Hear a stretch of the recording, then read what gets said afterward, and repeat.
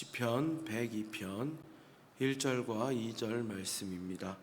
제가 가지고 있는 성경으로는 구약성경 875쪽에 있습니다. 시편 102편 1절과 2절 말씀, 우리 한 목소리로 합독하도록 하겠습니다. 합독하겠습니다. 여호와여, 내 기도를 들으시고 나의 부르짖음을 주께 상달하게 하소서. 나의 괴로운 날에 주의 얼굴을 내게서 숨기지 마소서. 주의 귀를 내게 기울이사 내가 부르짖는 날에 속히 내게 응답하소서. 아멘. 오늘은 괴로운 날은 기도하는 날입니다. 괴로운 날은 기도하는 날입니다 라는 제목으로 오늘 본문 시편의 말씀을 함께 살펴보도록 하겠습니다. 고난 없는 인생은 없습니다. 이것을 우리가 인정해야 하는데요. 우리도 역시 고난이 없기를 바라겠지만 우리 삶 가운데 고난이 늘 존재하는 것을 경험합니다. 우리 그리스도인들이 고난이 없는 것을 기대하는 것보다 더 중요한 것이 고난을 만났을 때 어떻게 극복하는가가 아닐까, 그런 생각을 해보게 됩니다. 신앙생활을 잘하는 사람이라고 해서 어려움을 만나지 않는 것은 아니죠. 우리 성경에도 보면 하나님께서 참으로 좋게 옳게 여기셨던 그런 하나님의 사람들조차도 예기치 못한 어려움을 만나는 경우를 많이 보게 됩니다. 그럴 때 그러면 이들이 어떤 반응을 보이는가, 그것을 우리가 생각해 볼 필요가 있죠. 많은 사람들은 어려움을 만났을 때 가까이 있는 이웃과 그것을 나누려고 합니다. 마음이 답답해서일지 그런 말도 있습니다. 슬픔은 나누면 반이 된다, 이런 말도 있는데, 어려움을 만났을 때 그것을 주변 사람들과 나누려고 하는 마음이 물론 공감해 주기도 하고 또 위로를 받을 수 있을지도 모르겠습니다만, 냉정하게 생각을 해보면 그 이상의 무언가가 있을까 하는 것이죠. 거기까지가 아닐까 싶은 겁니다. 내가 겪고 있는 어떤 어려움에 대해서, 괴로움에 대해서 타인과 그것을 공유했을 때 그것이 해결될 수 있다면 기꺼이 그렇게 하는 것이 맞을 것입니다만, 공감, 위로, 그 이상의 무언가가 있을 수 있을까 생각해 본다면 타인과 나누는 것이 과연 옳은 방법일까 하는 것 한 가지를 생각해 볼 수 있고요. 또 어떤 경우에는 술을 마시기도 합니다. 담배를 피기도 하고요. 방황하기도 합니다. 원망, 분한 마음을 가지고 고난을 어떻게든 해소해 보려고 하기도 합니다.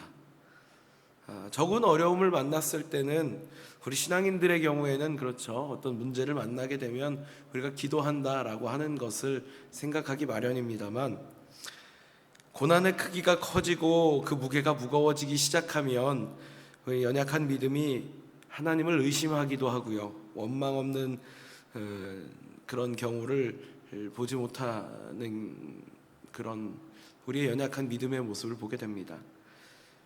신앙 없는 사람들처럼 행동하기도 하는 것이죠. 괴로움과 고난의 시기가 끝날 때까지 한숨과 원망으로 보내기도 합니다.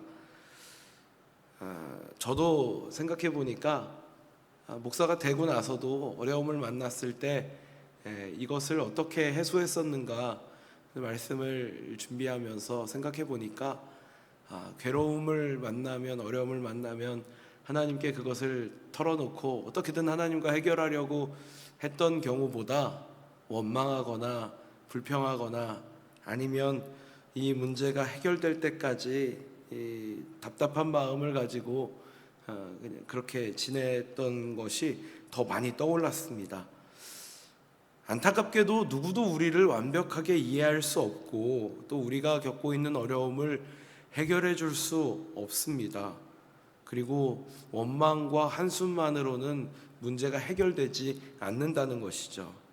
어쩌면 운이 좋아서 지금 겪고 있는 이 문제가 잘 해결될 수 있을지 모르겠습니다만, 분명 얼마 가지 않아 또 새로운 괴로운 일이 찾아올 것이고, 그리고 결국엔 다시 넘어지게 될 겁니다.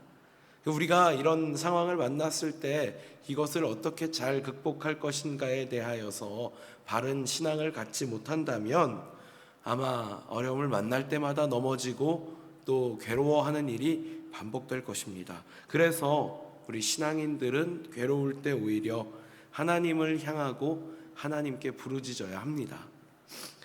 오늘 본문의 표제는 고난당한 자가 마음이 상하여 그의 근심을 여호와 앞에 토로하는 기도입니다. 고난당한 자가 마음이 상하여 그의 근심을 여호와 앞에 토로하는 기도입니다.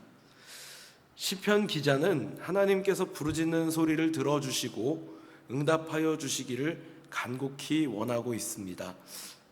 어떻게 그것을 우리가 확인할 수 있냐 보니까 비슷한 표현을 반복적으로 사용하는 것을 볼 수 있습니다.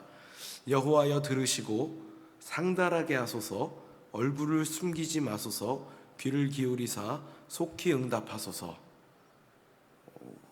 저희가 오늘 살펴본 본문은 글이 분량이 많지 않았음에도 불구하고 이 두 짧은 절 안에서 우리는 지금 이 본문의 시편 기자가 얼마나 괴로운 상황에 놓여 있는가, 얼마나 간절한 마음을 가지고 하나님을 찾고 있는가를 확인할 수 있습니다.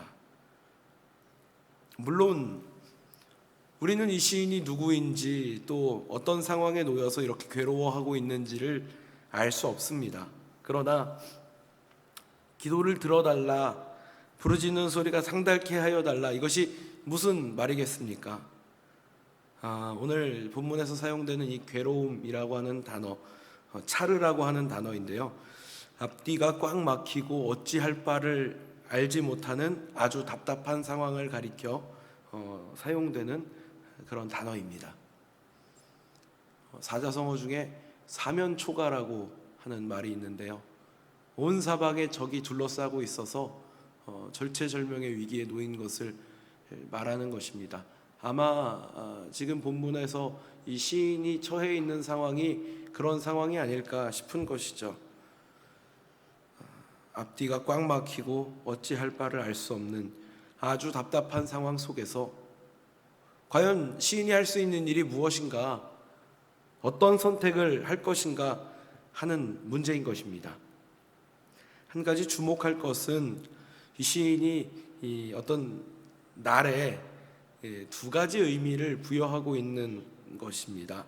같은 날을 가리켜서 하나는 괴로운 날이라고 표현하고 하나는 부르짖는 날이라고 말하는 것입니다. 그러니까 이 시인에게 있어서 괴로운 날은 곧 부르짖는 날, 기도하는 날이 되는 것이죠.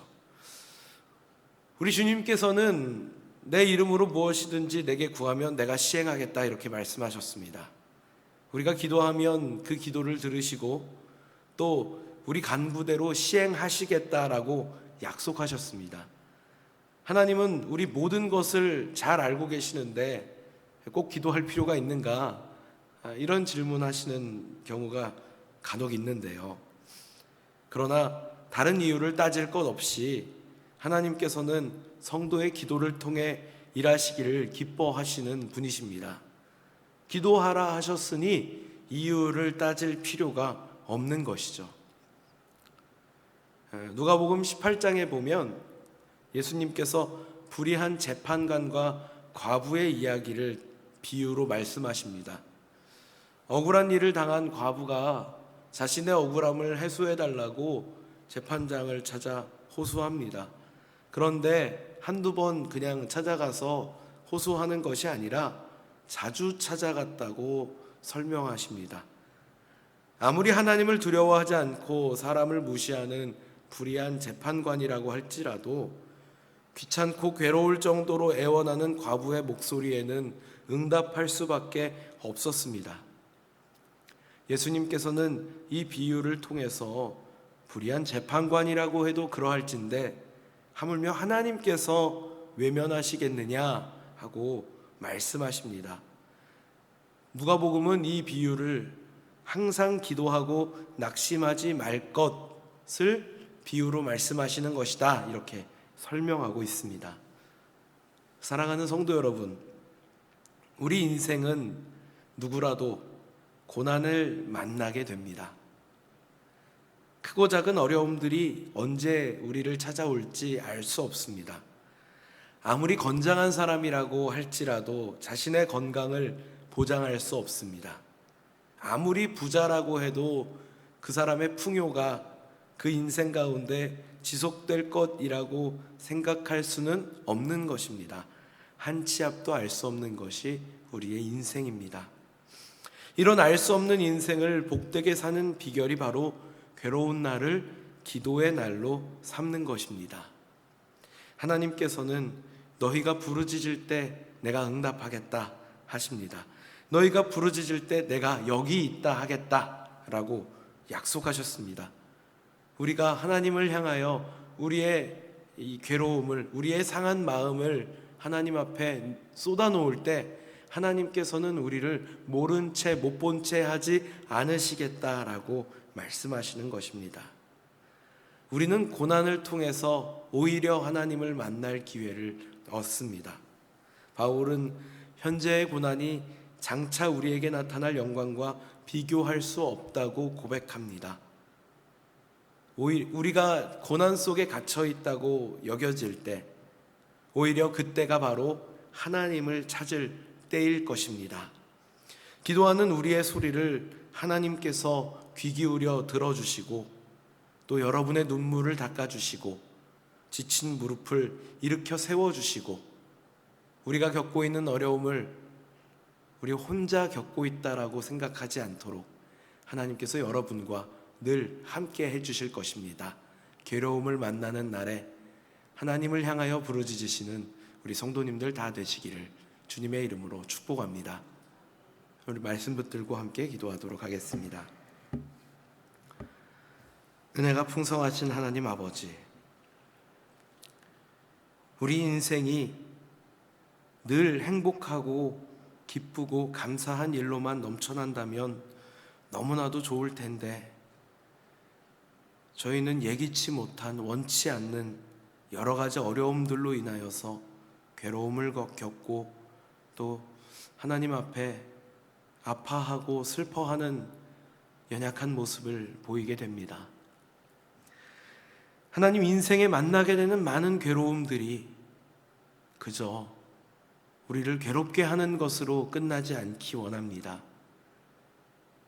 우리의 마음을 살피시고 돌보시는 하나님께서, 우리의 일거수일투족을 살피시는 하나님께서 우리의 신음을, 우리의 아픔을 잘 알고 계실 줄 믿습니다.